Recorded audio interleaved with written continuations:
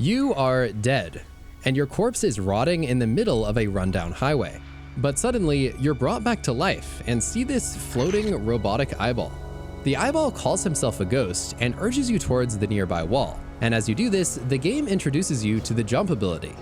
This becomes your first obsession as a hunter main, and thus you proceed forward, flying through the air and occasionally bot walking in a straight line because that's all you know how to do.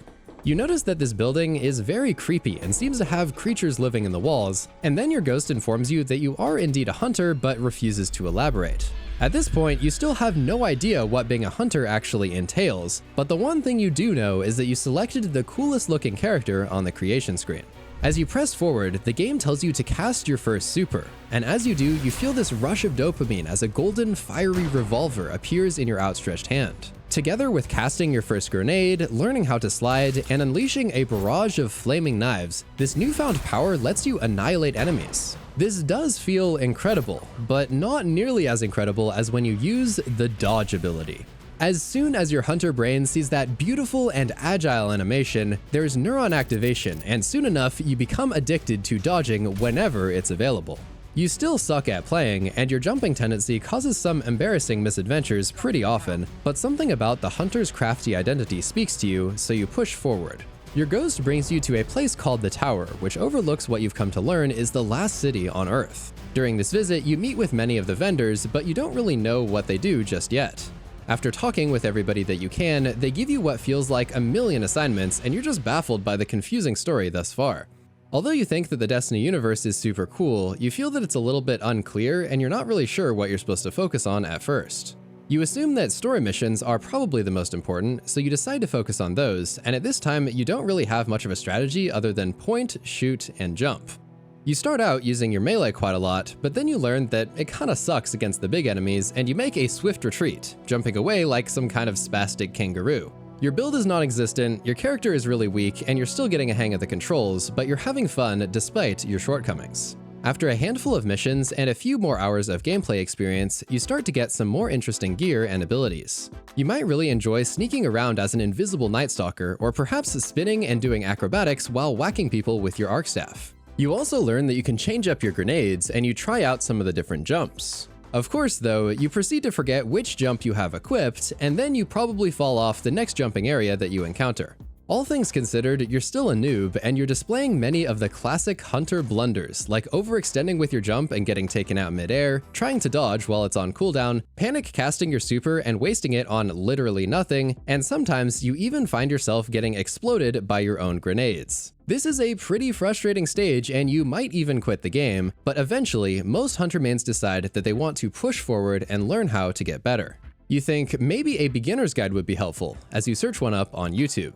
You click on the top result and yo, what is up guys? Welcome back to my channel, and before we fix your terrible hunter gameplay, let me tell you about NordVPN, the sponsor of this video. I know your search history is probably embarrassing because you just searched for this video, but with NordVPN you can keep all of your data private and secure. Head to nordvpn.com/ShadowDestinyVPN and use the code ShadowDestinyVPN for a money-back guarantee and 4 months free when you get the 2-year plan. NordVPN also offers advanced protection from malware, phishing attacks, and other dangerous things you might encounter online. For example, they can detect when a store page is fake and prevent it from stealing all of your money. I think it's pretty cool that they also have dark web monitoring, so you will be alerted if any of your private information is ever being sold. One of the best decisions I've made in the past few years is getting a password manager, so I definitely recommend getting NordPass, which is made by the same people who built NordVPN. Go to nordvpn.com/ShadowDestinyVPN to get 4 months for free on the 2-year plan and start protecting yourself today.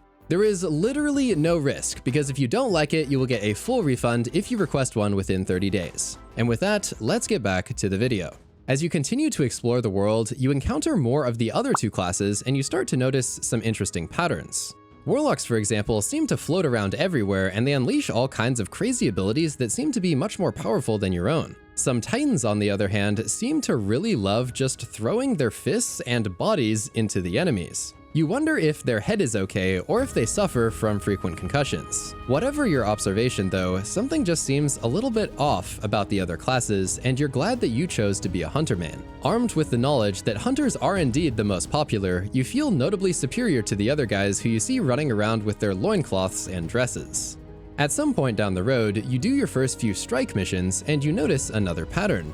The other players have this strange ability to go way faster than you, and they also don't explain how the mission actually works. You find yourself completely incapable of doing your bounties and Pathfinder because your more experienced teammates are just running ahead and wiping out the whole strike without you. This may be frustrating, but this experience also opens up your eyes to the possibility that one day you might be as skilled as these players. You also try out the PvP Crucible game mode, and immediately, you never want to step foot in there ever again. You are woefully unprepared, and for the duration of 10 minutes, you give your ghost a good workout by going to the respawn screen about 30 times. These people just seem impossibly skilled, and they're so fast that you don't even have time to respond. Some opponents seemingly never miss, and you swear that once or twice you even got hit by a sniper rifle that penetrated a wall. After you get through this painful learning experience, you decide that it's time to buckle down and seriously improve yourself as a hunter main.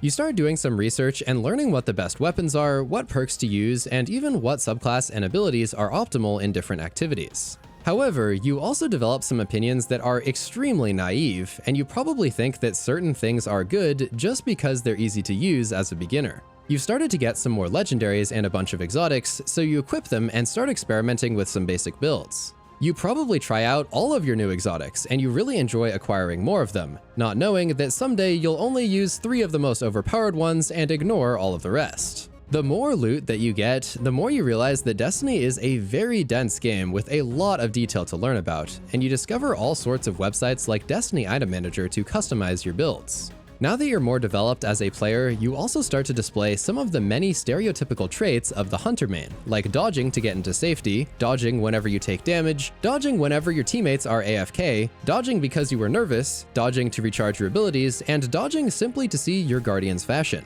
After all, what's the point of being a hunter if you don't constantly dodge to make use of your unrivaled agility? Through your story missions, you come to learn about a certain character named Cade 6, and you might even decide to roleplay as him by equipping Ace and his cloak at all times. You probably also discover one of those yeehaw weapons around this time, and you may or may not base your entire personality around hip firing and hopping around wearing a cowboy hat. This can be a very fun time, and a time where you truly embrace what it means to be a hunter. As time goes on, you keep yourself busy working through quests and unlocking weapons while completing weekly milestones and filling up your vault. You find yourself getting notably better with your skills. You can clear out enemies more effectively, you survive longer in PvP, and you've fallen in love with an ability such as a throwing knife, the powerful arc melee, or perhaps one of the many supers. You also become obsessed with improving your character's stats, getting the perfect weapon rolls, watching Destiny YouTube videos, and maybe even participating in a Discord where you meet some fellow huntermains. You're still not an amazing player, and you certainly can't complete the hardest activities, but you're definitely not a complete embarrassment either. In every sense of the word, it seems you have now become average. Around this time, you also make a strange discovery that there is only one thing that huntermains want, and the other classes find it disgusting. You probably go through a phase where you're completely decked out in the most edgy armor and the super black shader, and you proceed to also spend an eternity customizing your guardian and learning which shaders and armor sets really fit together. You might even spend $1 trillion on microtransactions at the store, but eventually you shift your focus back to the actual gameplay. Once you get more comfortable with the Nightfall and perhaps the casual Crucible modes, you might work up the courage to take up a more difficult activity like Trials or a raid. Both of these are intimidating for a number of reasons. Trials puts you in 3v3 combat against the best guardians in the system, and there is so much pressure riding on every round. Some hunters may never become good enough to fully succeed in Trials or raids, but raids are just slightly more approachable. However, finding 6 good players is hard, and you have the added difficulty of doing mechanics on top of the combat challenges, and some raid teams find themselves getting wiped over and over again. Eventually though, you proudly complete your first ever raid, and you probably get the raid exotic on your first try because that's just how the game works for some reason. After getting comfortable with some more endgame activities, you decide that the next logical step in your hunter journey is to learn and optimize every single movement related thing you can imagine. In this stage, your entire personality is based on stuff like bouncing your head off the ceiling to go a little bit faster, grappling onto projectiles to go insanely fast, sliding nonstop, and holding the jump button to make yourself go a little bit higher. If I touch the ground, I will perish, you think, as you fly across the map with your hand cannon and shotgun at the ready. You hone in on your target, an unsuspecting warlock sitting in their rift. The Stompies stayed on. The following doesn't happen to all Hunter mains, but at some point you might become envious of the other two classes.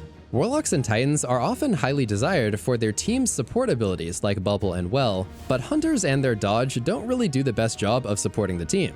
On top of that, you kind of hate that your class is forced to build into the mobility stat in order to recharge your dodge, even though the mobility stat really sucks in PvE. In a moment of depression, you might try Warlock for a few weeks, become the ultimate fireteam healer, and have everyone love you.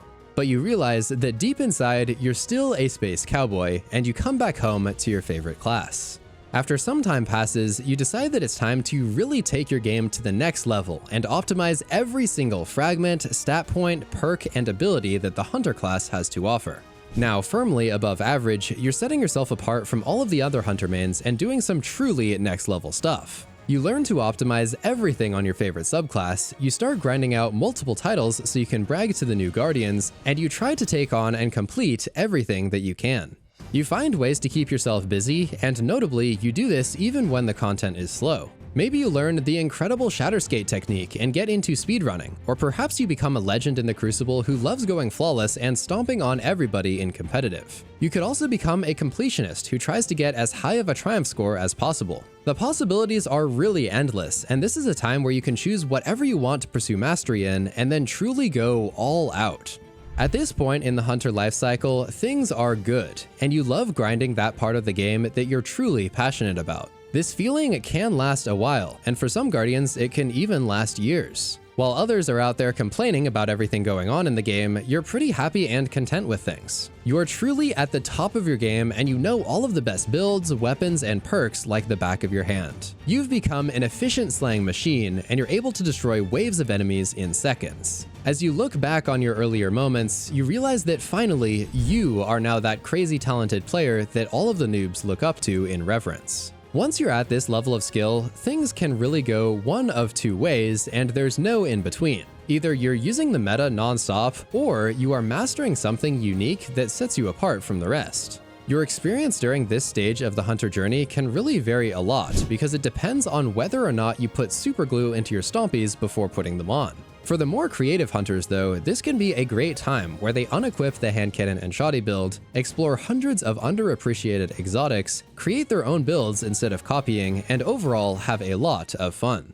As you get older though, some of the things that were small annoyances to you before start to take their toll on your mental well-being. The daily grind begins to wear on you, and what used to be very exciting is now becoming slightly boring. Doing the same old raids for the 400th time isn't too glorious, and you probably have all of the best loot from them anyway. In the highest levels of the Crucible, cheaters have unlocked the ability to fly around with perfect aim and have unlimited ammo. On top of that, the modes become pretty repetitive, and seemingly every team uses the same 5 weapons and abilities, making the experience extremely stale. As your vault becomes more and more glorious and full of amazing loot, you don't feel as inspired to grind like you used to. This is especially true when many of the new weapons coming out are barely an improvement over the gear that you already have, if they are even an improvement at all. Don't get me wrong, when the Vanguard or your friends need you, you will never hesitate to take on a mission with them, but the idea of getting yet another Conqueror or Dredgen title by yourself just doesn't sound very appealing. The repetition has simply worn you down.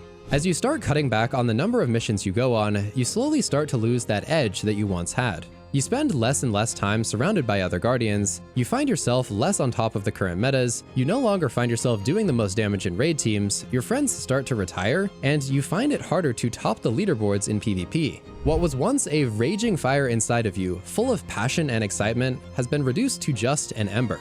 And one day, that ember finally gets extinguished. Although your life as a hunter may be coming to an end, you had an incredible experience, and you hope that someday that fire will be reignited and set you out on a new adventure in the world of Destiny once again.